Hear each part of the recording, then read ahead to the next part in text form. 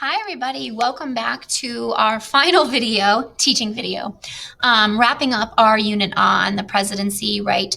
The executive office of the president, the vice president, and then the federal bureaucracy.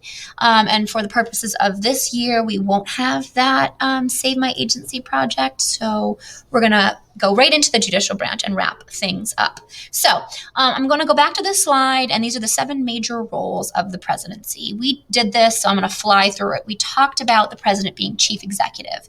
They are the top of the executive branch enforcing the nation's laws. They issue EOs, rules, or commands that carry the weight and force of law. It is supposed to, right, derive from Congress, a law passed by Congress, or the Constitution. Now, today, and I played some SNL skits kind of mocking this, it's sometimes viewed as a way to circumvent Congress. So some important notable EOs that Trump passed, we talked about the travel ban, the transgender military ban, Space Force, the COVID pandemic and dealing with that.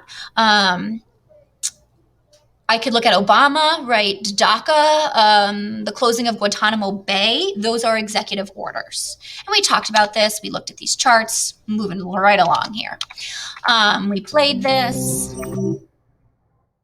We played this. We talked about this. We talked about, the first 100 days and why that's even important now. And Joe Biden is on quite the track record. I think he's already passed about 37 EOs, and he's not yet into his 100 days, which is April. The president will appoint, right, cabinet members, the 15 cabinet departments, all ambassadors as chief diplomat, right? He deals with ambassadors. He appoints ambassadors, all federal judges, all heads of the government agencies. Additionally, they will appoint top-ranking officials like the heads of those independent agencies, right? The head of the EPA, for example, all U.S. Marshal and attorneys, okay, and all officers, high up ranking officers in the armed forces, being commander-in-chief, which is another role we'll get to. Okay. Now, the check and balance here is that the Senate has to approve these presidential appointments. So yes, the president can appoint these people, but it is up to the Senate, the 100 members of the Senate, okay, to approve by a simple majority vote. Okay, we talked about some classes, we talked about executive privilege, where presidents claim that they have this discretion to decide, whether their discussion or whatnot should be withheld. And the argument is, I need my experts, my staff, my guys, my policy experts to be able to speak freely and candidly, so we can shape and create the best, national policy or whatever the topic may be. So presidents claim they have this executive privilege to kind of withhold information from the public, courts, and Congress. Now, in the 2 examples I'm going to give you, the court will rule against the president. So in the first, it's with Watergate and Nixon, right? The U.S. versus Nixon. That was a Supreme Court case that they ruled that Nixon must turn over the tapes in favor of, right, Congress and the federal government. Okay, but they didn't really strike down on the use of executive privilege. Okay, they bypass that completely, okay? And then again, with Clinton, he refused to turn over evidence. He lied about his affair with Monica Lewinsky, and the Supreme Court will rule against the claim of executive privilege there as well. Second major role, chief diplomat, okay? It is the president that is responsible to make treaties with other foreign countries and nations with the Senate's approval. Fill in the blank is Senate. So it is the president that will meet with foreign leaders, right? And they make executive agreements. Now, formal treaties has to require Senate approval. Executive agreements don't. So some argue, executive agreements, which typically are trade related, okay? But it's a way to kind of avoid that check and balance that the Senate has. However, when the president is appointing ambassadors to represent the United States abroad in a foreign country, that does require Senate approval. Okay, I just talked about that. So what are executive agreements? Executive agreements are really international agreements, right? Kind of like Obama and the European powers making the Iranian nuclear deal. Okay, they're international agreements made by the president that carries the weight, the force of a treaty. Usually they're trade related, right? Economic related, the economy, but it does not require Senate approval. To me, the most notable, most famous one that you should remember is Jefferson purchasing, right, the Louisiana Purchase from Napoleon Bonaparte in 1803. Real cheap, and Napoleon had no regard for the New World. He wanted, right, to conquer all of Europe. Third major role, commander-in-chief. We talked about this, so I'm going to fly through this. They are the leader of the armed forces, right? The president is the final authority over all military matters and can use military in times of war and in times of peace. Now, our framers, they believed in civilian control over the military. So they think that the person elected by the people should have that final say over military matters, right? More representative democracy. This will happen. You guys learned about this, in 57 with the Little Rock Nine. Eisenhower will send troops to enforce the integration of public schools there, and it led to violence. So they had to send, right, federal troops over desegregating schools. Okay. And then I have a tweet that Trump, before he got banned, basically saying he's going to send in the feds in Chicago if they don't clean up their act. You can see here, right, former President Barack Obama with his chief of staff. Again, commander-in-chief, commander, highest position of power amongst the armed forces, right? The military, the Navy, the Coast Guard, the Marines, Air Force, etc. Let's talk about war, okay? This is the War Powers Resolution, the homework this week. We know it is Congress that has the power to declare war. Congress, okay? And they've only ever issued 11 declarations of war over the course of 5 conflicts, right? So the War of 1812, right, against Mexico, Spanish-American War, World War I, World War II. Okay, so how did troops get sent to Korea, Vietnam, Afghanistan, Iraq? Congress didn't declare war. That is a congressional power. The president does not have the power to declare war. So this war power, this commander-in-chief being commander of the armed forces and military, presidents have stretched this, and it has led to Congress passing legislation, the War Powers Resolution, your homework, limiting the president's power over the military. Because you can see here, troops were sent to Korea by President Truman. Congress never declared war. Okay, he did that through an executive order. Okay, and if you didn't know the war, I have the dates right there from 50 to 53. Eisenhower, JFK, Johnson, Nixon, sending troops to Vietnam, but war was never officially declared. Yes, JFK will increase the amount of troops there, like that Parrott Act that we did last week showed you guys. Okay, but Congress never declared war. And it will be right when they learn, the Pentagon Papers are released, they learn that LBJ and Nixon lied to Congress about the severity in Vietnam, right? We talked about this. And so it's going to force Congress to pass this War Powers Act or resolution. So after so Nixon will resign before he's impeached. He was not impeached, he resigned. Gerald Ford takes over. And Gerald Ford will eventually remove troops from Vietnam. Now, while Nixon was still in office, Congress in 73 passes the War Powers Act or resolution. Nixon vetoes it and says, no, I've got the power. But it'll go back to Congress as a check and balance, and Congress will override the presidential veto. So it becomes law, and it is current law. And I'm going to talk about some presidents that have kind of not followed this law. So 2 stipulations, okay? Homework also describes this. The president has to notify Congress anytime he sends troops anywhere within 48 hours, 2 days. And then number 2, troops must be brought home after 60 days unless Congress officially declares war or gives their explicit approval for the troops to stay longer. Here's the many times that the War Powers Resolution has been not followed, not obeyed. It was disregarded by Reagan in 81. He sent military forces to Nicaragua and El Salvador. 99, Clinton and right, Kosovo, the Kosovo bombing campaign. 2011 with Obama in Libya. He didn't ask for approval. The war in Yemen, right, with Trump.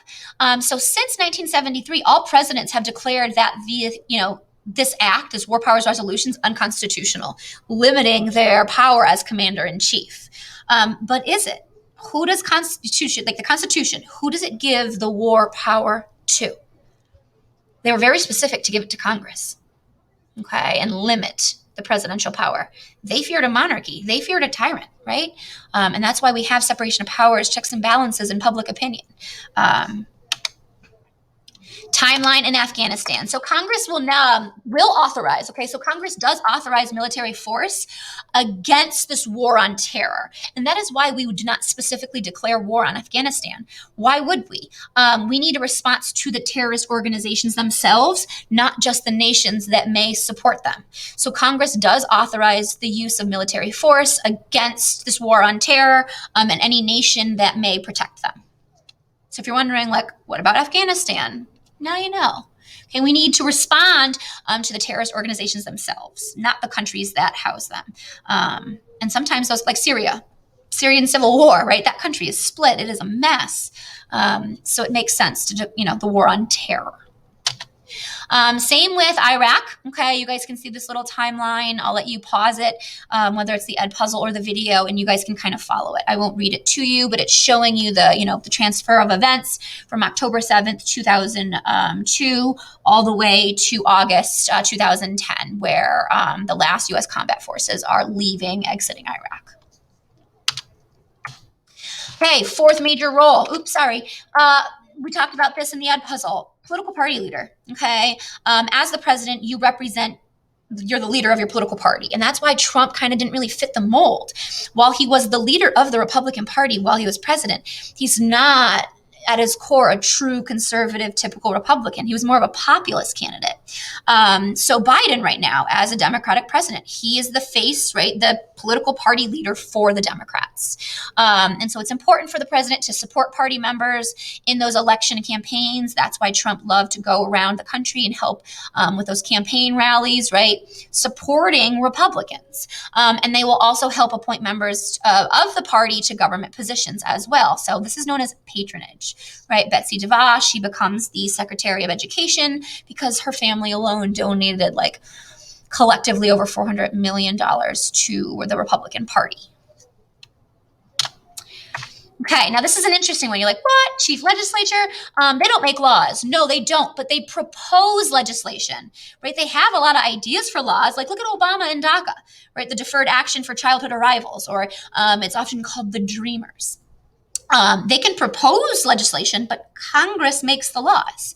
Okay, they prepare the federal budget, but Congress has to vote on it and approve it, right? And it's known as allocation, right? Reallocation of the federal budget.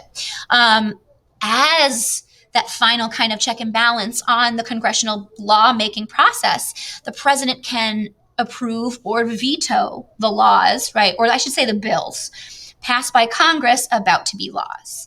Okay, and you can see regular vetoes. We'll talk about pocket vetoes later on. You can't really see, but you can see here, like just regular old vetoes. What do you know? FDR, okay, a lot. Total vetoes over here, 635. Only 9 of those 635 bills that were vetoed or rejected, only 9 of them, check and balance, went back to Congress, and Congress, right, 2/3 overrode this veto. So pretty interesting when you look at vetoes overridden. As a party chief, the president will have great influence over Congress. Okay, so that makes sense. So I talked about this. The president will also send messages to kind of push for that national agenda. There are 3 major messages a year. State of the Union, annually delivered to the joint session of Congress, the president's budget, and the annual economic report. 6, okay, a judicial leader. Yes, it is the president. You're like, what? But the president appoints federal judges. The president appoints Supreme Court justices, the highest federal court in all of the land. Yes, the Senate has to approve as a check and balance. So they're a judicial leader in the sense that they appoint the federal judiciary. Really, really important. Okay, the most recent Supreme Court, addition, right, was a Trump nominee. Okay, we talked about her, Amy Coney Barrett. Hopefully you remember that. And she was pushed through, and she's serving, sitting on the Supreme Court as the 9th justice, because Ruth Bader Ginsburg, right, died. So if the president and the Senate majority are the same party, okay, these appointments can kind of, generally speaking, be pushed through. And one of Trump's most notable, things he's going to go down in the history books for, among others, is all of his federal judge appointments. Okay, he's appointed so many, really stocking the courts with Republicans. So the party loves it. Okay, Neil Gorsuch, Brett Kavanaugh, and I'm sorry, guys, I did not add Amy Coney Barrett yet. Now, the president issues pardons, reprieves, amnesty, and can commute a sentence. So a pardon is a declaration of forgiveness and freedom from punishment. Amnesty is the same thing, but it's to a group of people. So like, for example, the draft dodgers, right? The Vietnam draft dodgers, they'll receive amnesty as a group. Okay, so a pardon is one singular person, amnesty, a group. Commuting a sentence is reducing the sentence. Obama had a bunch of commutations or commuting, shortening sentences for drug offenses in his last few days of office. A reprieve, that's an order to delay a person's punishment until perhaps an appellate or a higher court can rule on that case. This often will happen with death sentence cases to really make sure, it's the right person, for the alleged crime, and, they get it right. Please take notes on that. That's really important. Also, I want you to take note.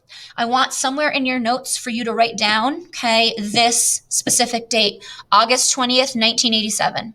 Please, in your notes, write down August 20th, 1987. This is how I can find out whether or not you guys are taking good notes and listening to the whole darn thing. So this visual is showing you Obama had 330. Okay, he commuted the sentence of 330 drug-related offenses on his last day in office. Okay, you can see that in black. Okay, Truman, a whole bunch of pardons for Truman. Wow. Okay. And like I said, amnesty was given. President Jimmy Carter gave amnesty to the Vietnamese draft dodgers who fled to Canada. Seventh, right, and final role of the president is chief of state. This role is ceremonial. It's symbolic. The president is supposed to represent all of America, all 50 states. It's so hard to do, okay, especially with how diverse and different each state is and how they kind of originated, right? And create, its origins. So the president, as chief of state, is responsible for greeting heroes, making appearances, throwing the first pitch at baseball games, inviting musicians to perform at the White House. That's how Beyonce performed, right, for Obama's daughters. Attending funerals, right, from other countries' leaders or past presidents, and other important, speeches and ceremonies. You are chief of state. Okay, it's a really important role. And I'm sorry, guys, this was a meme someone found. I don't know, they put Trump's face on Queen Elizabeth. They thought it was funny, and they asked me to throw it in there. Okay, pause this, take notes on it. Examples, photo examples of this role of chief of state, right? Attending a funeral. This is George W. Bush and Laura Bush residing, right, at Ronald Reagan's funeral. Obama greeting the military, right? Throwing out the first pitch. Okay, to wrap this up, because I said it was going to be underneath, below 20 minutes, and I'm at the 18-minute mark. I'm going to stop here, right? Stop it. Take notes on this. If you don't already know this stuff, you should really know this stuff. So to reiterate, what are some congressional checks on the president? Yes, the Congress makes laws, right? And they can limit perhaps what the president does. A good example, the War Powers Act, War Power Resolution. They can override presidential vetoes like they did with the War Powers Resolution. Congress has the power to declare war, not the president.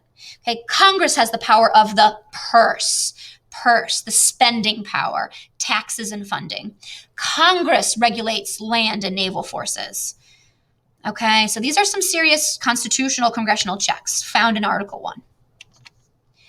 Found in Article 2, other limits to the presidential power. The president, if they don't receive a majority of electoral votes, right, the president is chosen by the House. Okay, don't forget the Electoral College process. And the Senate approves treaties and ambassadors. So another, limiting power. Okay. Judicial checks. We'll talk about judicial review and the Chief Justice. We already know that. We'll talk about that in our next unit. All right, I'm under 20 minutes. Bye.